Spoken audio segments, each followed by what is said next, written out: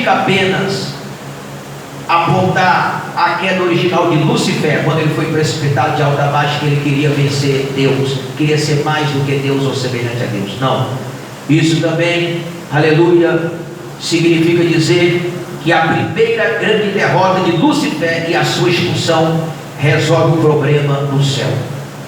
Aleluia, glória a Deus. Parece que essa primeira grande derrota de Lúcifer e a sua expulsão lá no céu, quando ele se rebelou contra Deus, parece que resolve todo o problema lá no céu. Parece que resolve, mas não na terra. Lá no céu foi resolvido, mas não na terra. Sabe por quê? Pois ele, quando foi precipitado de alto a baixo, Satanás é a sua terça parte, ele veio com toda a fúria para destruir a obra mais amada de Deus, que é o ser humano aqui na terra. Que é o ser humano. Parece que a batalha foi ganha no céu, quando Satanás, junto com a terça parte dos anjos, foi precipitada, mas não parece que foi ganha na terra, porque ele veio com uma fúria tremenda, exatamente contra o que mais é amado por Deus, que é o ser humano que Deus fez aqui na terra e criou. E nós podemos ver como é a fúria do diabo hoje na terra contra os seres humanos para destruir vida, tantas vidas sendo destruídas sem salvação. Daí a razão do próprio Filho de Deus. Daí, partindo desse princípio, podemos ver e analisar a grande razão, a razão do próprio Filho de Deus ter vindo a este mundo. O Filho de Deus, Jesus Cristo, exatamente ele veio a este mundo para derrotar definitivamente Satanás. E isso aconteceu lá na cruz do Calvário, quando Jesus pagou o preço na cruz e morreu no nosso lugar. Quando Satanás ele perde a batalha no céu, é precipitado de alto a baixo, e aí ele começa a se levantar contra o povo aqui na terra, contra o ser humano que foi criado à imagem e semelhança de Deus. Mas aí, partindo daí, vem Jesus Cristo. Jesus Cristo nasce, a semente que nasceu da mulher, para pagar o preço, morrer na cruz do Calvário, para que o diabo perdesse a batalha através do poder do sangue de Jesus, que foi derramado lá no céu. Aleluia! Então, amada igreja de Deus, observa que guerra no céu, essa batalha que teve, pode representar tanto a batalha antes da queda de Satanás, como da sua derrota definitiva após a obra redentora de Cristo lá na cruz. Miguel e seus anjos batalhando lá no céu. O arcanjo Miguel é descrito como defensor do povo de Deus. O arcanjo Miguel, ele é descrito na Bíblia como defensor do povo de Deus. Foi ele que batalhou contra Satanás, contra o dragão, e a terça parte dos anjos, e venceu o dragão lá no céu. Conforme diz Ezequiel 28, versículo 10, Isaías 14, versículo 13. E quando nós lemos na Bíblia sobre o arcanjo Miguel, que batalhou lá no céu contra o dragão, contra o Satanás, podemos ver também sobre a passagem do profeta Daniel, capítulo 10, versículo 12, quando Deus falou para o anjo Gabriel: Gabriel, vai lá levar resposta para o meu servo Daniel, porque hoje já faz 21 dias que ele está orando, que ele está buscando, e hoje chegou o dia da resposta dele. Quando o anjo Gabriel, ele vai levando a resposta, o príncipe da Pérsia, o Satanás, aparece no meio do caminho e fala: aqui você não vai passar para levar a resposta para Daniel. E o Satanás, ele cercou o anjo Gabriel, e o anjo Gabriel não conseguiu passar para levar a resposta. Isso revela a batalha espiritual que há quando você ora. A resposta não chega às vezes de imediato, a bênção não chega de imediato, porque é uma batalha espiritual. Não é assim, meus irmãos, rápido que a vitória sempre chegará. Tem vezes que vai chegar na nossa vida, mas nós temos que orar, temos que buscar, temos que jejuar, temos que santificar mais, viver em comunhão, porque há uma batalha no mundo espiritual para que as bênçãos não cheguem até nós. E se nós não tivermos consagração, não buscar, nem sempre as bênçãos vai chegar da maneira que nós achamos que vai chegar, se nós não pagar o preço de buscar mais, de orar, de santificar, de viver em comunhão, de jejuar, de ler a palavra. Olha só, o anjo Gabriel, mensageiro, não conseguiu passar para levar a resposta para Daniel. O diabo cercou ele e falou: você não passa aqui, e ele não passou mesmo. Sabe o que Deus fez? Olha aí Deus chamou o que eu acabei de falar. O arcanjo Miguel, ele é considerado como, é descrito como defensor do povo de Deus. Deus chamou o arcanjo Miguel. O arcanjo Miguel que havia batalhado lá no céu contra Satanás e a terça parte dos anjos, onde eles foram precipitados de alto a baixo. Aí Deus falou: Miguel, vai agora, porque eu enviei o meu anjo, o meu mensageiro, para levar a resposta para o meu servo Daniel. Mas está uma batalha travada lá. O meu anjo não é anjo de guerra, ele é anjo de resposta. Mas você, Miguel, você é de batalha. Você é o arcanjo Miguel que batalhou lá no céu contra o Satanás. Vai lá, Miguel, com a espada e bota aquele demônio para correr. O arcanjo Miguel desceu e deu um raio e chegou de frente do príncipe da Pérsia e falou: que negócio é isso aí? Você não quer deixar o Gabriel passar, não? E o Satanás querendo partir para cima do Miguel. Aqui não. Gabriel é de resposta, mas eu sou arcanjo Miguel enviado por Deus na batalha. Você vai vir para cima de mim? Você vai me encarar? Então tome espadada no seu espinhaço. Tome espadada. Eu creio que o Satanás deu um pulo para lá e para cá, gritou, tentou partir para cima de novo, e o Miguel falou: vai vir de novo, vai tomar de novo. Então tome espadada. E não teve jeito. O Satanás teve que botar as caudas debaixo das pernas e ir para o inferno. Glória a Deus. E o caminho foi aberto. O caminho estava livre. Vai lá, Gabriel, vai lá levar a resposta. E o Gabriel chegou até o profeta Daniel e falou: Daniel, assim Deus manda dizer, desde o primeiro dia que você aplicasse o teu coração a se humilhar, a buscar a Deus, são ouvidas as tuas palavras, a tua oração. E eu, Gabriel, eu só vim aqui, foi por causa das tuas palavras, porque você perseverou, Daniel. Você orou 21 dias e hoje chegou a sua resposta. Glorifique e exalte o nome do Senhor. Hoje chegou a resposta. Hoje chegou a resposta. Aleluia. Aleluia. Glória a Deus. Então Miguel é descrito na Bíblia como defensor do povo de Deus. E nós lemos também aqui que Satanás foi lançado à terra. Isso mostra a sua derrota e limitações, não podendo acusar os santos diante de Deus. Aleluia, glória a Deus. Glória a Jesus. Igreja de Deus, do versículo 10 ao 12, a palavra de Deus, ela vai falar sobre a vitória da igreja, aqui no texto. A vitória da igreja, e ouvi uma grande voz no céu que dizia: agora é chegada a salvação, e a força, e o reino do nosso Deus, e o poder do seu Cristo, porque já o acusador de nossos irmãos é derrubado, o qual diante do nosso Deus os acusava de dia e de noite. E eles o venceram pelo sangue do Cordeiro e pela palavra do seu testemunho, e não amaram as suas vidas até a morte. E não amaram as suas vidas até a morte. Nós temos que amar mais a Deus sobre todas as coisas. Aleluia.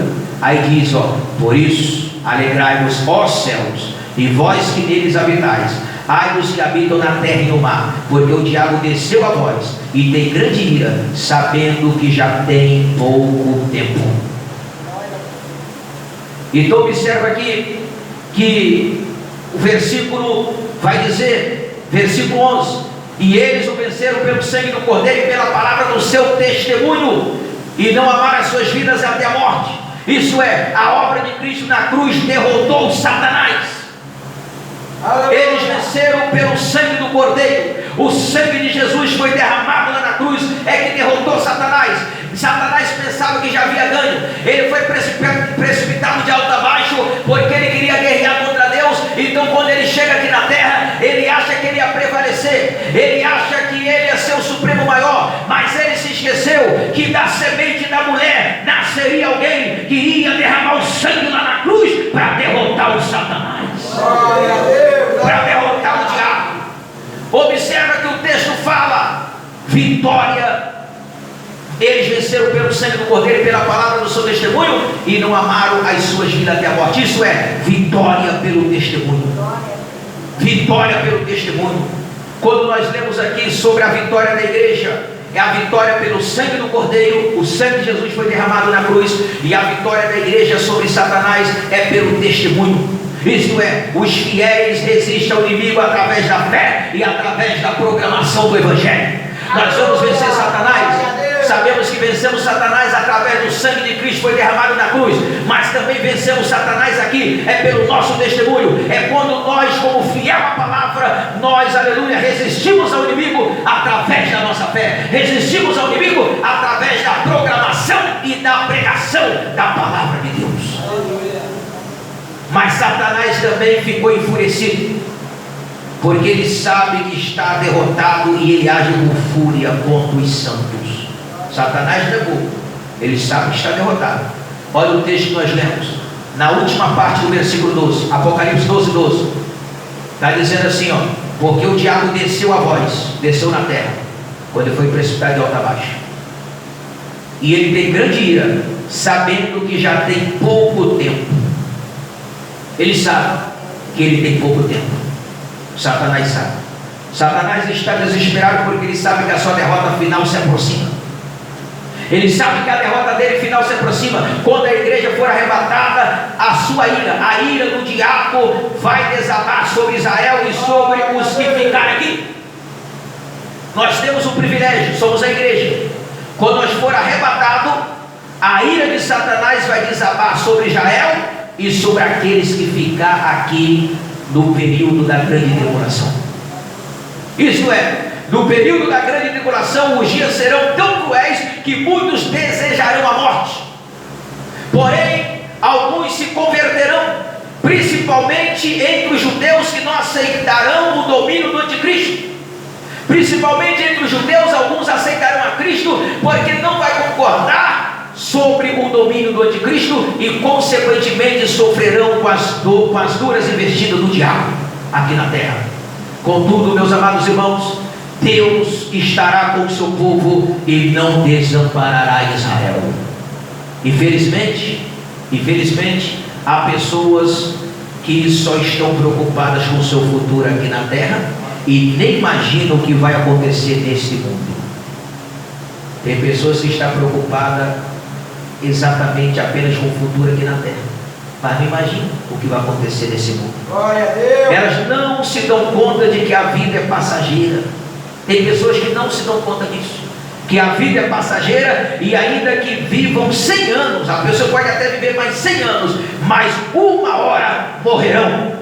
Por isso a pergunta é: e a nossa alma, e a alma da pessoa, para onde vai? Sim, porque o que morre é o corpo e não a alma. Então onde ela passará a eternidade? Onde a nossa alma passará a eternidade? É uma pergunta. Aleluia, glória a Deus. Onde passará a eternidade? E agora eu termino a mensagem e já vamos orar daqui a pouco. E para finalizar a mensagem, eu quero falar aqui do versículo 13 ao 17 sobre a perseguição à mulher. A perseguição à mulher, isso é, a perseguição a Israel. Porque o texto de Apocalipse 12, quando você lê a mulher e o dragão, a mulher quem é? O povo de Israel. E o dragão quem é? O Satanás, que vai perseguir Israel. Então observa aqui do versículo 13 até o versículo 17. Aqui a palavra de Deus vai falar sobre a perseguição à mulher. Isso é, Satanás vai continuar sua investida contra o povo de Deus aqui na terra no período da grande tribulação. A palavra chega a dizer aqui, ó. A palavra chega a dizer no versículo 14: e foram dadas à mulher 2 asas de grande águia, para que voasse para o deserto. Olha aí, isso significa dizer, quando lê 2 asas de águia, simboliza a providência divina. Deus vai prover tudo, Deus vai livrar o seu povo, o remanescente de Israel que estiver aqui na grande tribulação aqui na terra. Aleluia. E foram dadas à mulher 2 asas de grande águia, para que voasse para o deserto, ao seu lugar, onde é sustentada por um tempo e tempos, e metade de um tempo fora da vista da serpente. Então observa que Deus vai preservar e vai livrar Israel. Eles vão fugir para o deserto, para as montanhas, porque ali vai ter a proteção de Deus. Por que eles vão ter que fugir para o deserto? Porque vai ser uma perseguição do anticristo, do falso profeta, da besta. Eles não vão querer encontrar a pessoa que se diz ser crente cristão na frente deles. Então vai ser uma perseguição terrível aqui na terra. Por isso nós temos um privilégio, né? João capítulo 1, versículo 11 e 12, está dizendo: Ele veio, Jesus veio para os que eram os seus, mas os seus não receberam. Que foi quem? Israel. Aleluia! Por isso vai sofrer aqui na grande tribulação. Mas a todos a quantos que o receberam, esse Jesus, que somos nós, os filhos de Deus, foram dados para nós o direito de serem chamados filhos de Deus. Aleluia! Por isso teremos o privilégio de subir no arrebatamento. Por isso vale a pena vencer o pecado, irmãos.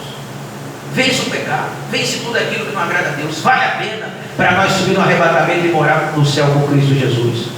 Porque olha só, a Bíblia diz aqui ainda no texto que nós lemos: o rio lançado pela serpente. O rio lançado pela serpente. Está dizendo aqui, ó, versículo 15: e a serpente lançou da sua boca, atrás da mulher, água como rio, para que pela corrente fizesse arrebatar. Isso pode simbolizar aqui esse rio. Quando nós lemos aqui, ó, e a serpente lançou da sua boca, atrás da mulher, água, atrás de Israel, do povo de Deus, água como rio, para que pela corrente daquelas águas fizesse arrebatar a mulher, isto fizesse arrebatar o povo de Israel. O rio lançado pela serpente pode simbolizar perseguições, mentiras ou enganos para destruir a igreja e para destruir Israel. Mas hoje, no atual século 21, isso já acontece. Já acontece perseguições, mentiras e até enganos para destruir a igreja de Deus que está nesta terra. E não será diferente no período da grande tribulação. Vai surgir muitos enganos, perseguições contra Israel, aqueles que estiver aqui, exatamente para tentar destruir, mas eles não vão conseguir. Aí diz aqui Apocalipse 12, 16: e a terra ajudou a mulher. A terra vai ajudar Israel, o povo de Israel. E a terra abriu a sua boca e tragou o rio. Tragou o rio que um dragão lançara da sua boca. Aquele rio que vai ser para tragar a mulher, isso é, tragar o povo de Deus de Israel. Qual é o rio? O rio lançado pela boca da serpente, do dragão. Perseguições, mentiras, enganos para destruir Israel, destruir a igreja. Só que a palavra fala que ao mesmo tempo que Deus vai fazer, a própria terra vai ajudar a mulher. A terra vai abrir a sua boca e tragar esse rio que queria acabar com Israel. Essa terra que vai ajudar a mulher, sabe o que é? É a criação e a providência de Deus que vai frustrar os planos do diabo. Aleluia! Quando fala que a terra vai tragar o rio, significa dizer que a criação e a providência de Deus vai frustrar todos os planos do anticristo, todos os planos de Satanás. Aleluia! Porque Israel é escolhido de Deus, né? Israel é escolhido de Deus. E aqui a palavra fala, o último versículo que nós lemos para encerrar, e o versículo 17: e o dragão irou-se contra a mulher. Se irou, o dragão diabo se irou, ficou revoltado contra Israel e foi fazer guerra ao remanescente da sua semente, e os que guardam os mandamentos de Deus e têm o testemunho de Cristo. Quando nós lemos o restante da descendência, remanescente, isso se refere aos cristãos fiéis, perseguidos por Satanás ao longo da história. Glória a Deus! Os remanescentes fiéis se refere aos os cristãos fiéis que são perseguidos por Satanás ao longo de toda a história. Isso é ao longo de toda a história. Você pode ver os apóstolos como eles morreram. Uns morreram à espadada, outros morreram crucificados. O próprio Pedro falou: se quer me crucificar, então me crucifica de cabeça para baixo, porque eu não sou digno de morrer igual morreu o meu Jesus, eu não sou digno de ser crucificado igual foi crucificado o meu Jesus. Aleluia. Então a palavra fala que o dragão se irou contra a mulher. Por quê? Porque a história de Israel é de um povo perseguido desde o seu nascimento. A história de Israel sempre foi de um povo perseguido. Observa aqui que quando nós lemos sobre a história de Israel, de um povo perseguido desde o seu nascimento, mesmo assim, durante a sua perseguição, ou seja, durante a sua peregrinação, a peregrinação de Israel, Israel nunca foi abandonado, irmãos. Israel nunca foi abandonado, pelo contrário, sempre foi sustentado por Deus e sempre foi preservado como nação. Mesmo durante o período da dispersão. Qual foi o período da dispersão? O Altíssimo, o nosso Deus, ele trouxe de volta o seu povo, a sua terra, conforme diz a história, em 1948. Por quê? Porque a criação do Estado de Israel foi em 1948, foi o evento que marcou o retorno do povo judeu à sua terra natal, que é a Palestina. E o acontecimento foi profetizado na Bíblia e aconteceu exatamente como previsto segundo alguns. Então observa que quando nós falamos sobre a história de Israel, como ocorreu a criação do Estado de Israel, podemos ver que a criação do Estado de Israel foi realizada pela Organização das Nações Unidas, que é a ONU, e a ONU dividiu a Palestina e criou o Estado de Israel em 1948. E a declaração de independência do Estado de Israel foi assinada em 14 de maio de 1948. E menos de 24 horas após a proclamação da independência, Israel, olha só que situação, menos de 24 horas, após a proclamação da independência, sabe o que aconteceu em menos de 24 horas? Após a proclamação da independência, Israel foi invadido por exército do Egito, Jordânia, Síria, Líbano e Iraque.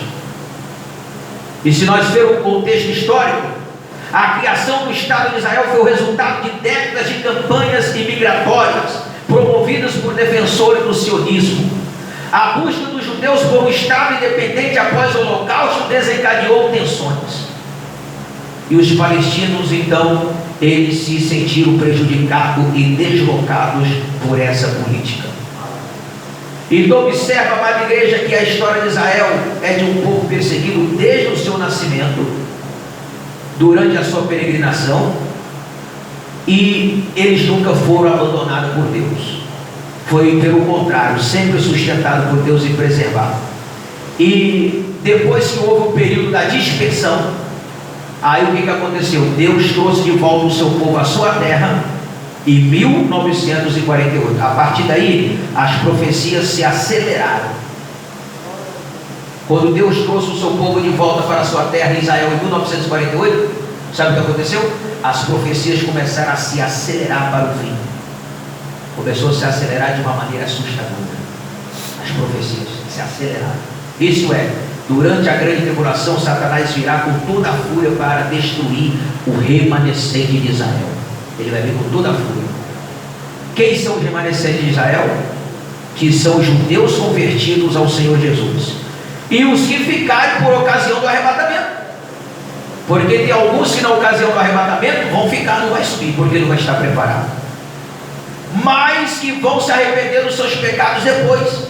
Mas o Senhor Deus protegerá os seus escolhidos nesta guerra contra o diabo, assim como tem guardado a sua igreja nos dias atuais, na grande batalha espiritual que vem travando contra as forças do inferno. Assim como Deus guarda a sua igreja, Deus também guardará Israel no período da grande tribulação. Que Deus te abençoe, que o Espírito de Deus continue falando mais ao seu coração, e uma salva de palmas que glorifica o nome do Senhor. Se coloca de pé, levante a sua mão e diga: meu Deus, me ajude a guardar esta palavra do meu coração, e que eu venha praticar esta palavra. Que Deus abençoe. Uma salva de palmas que glorifica o nome do Senhor. Amém. Que Deus abençoe a todos.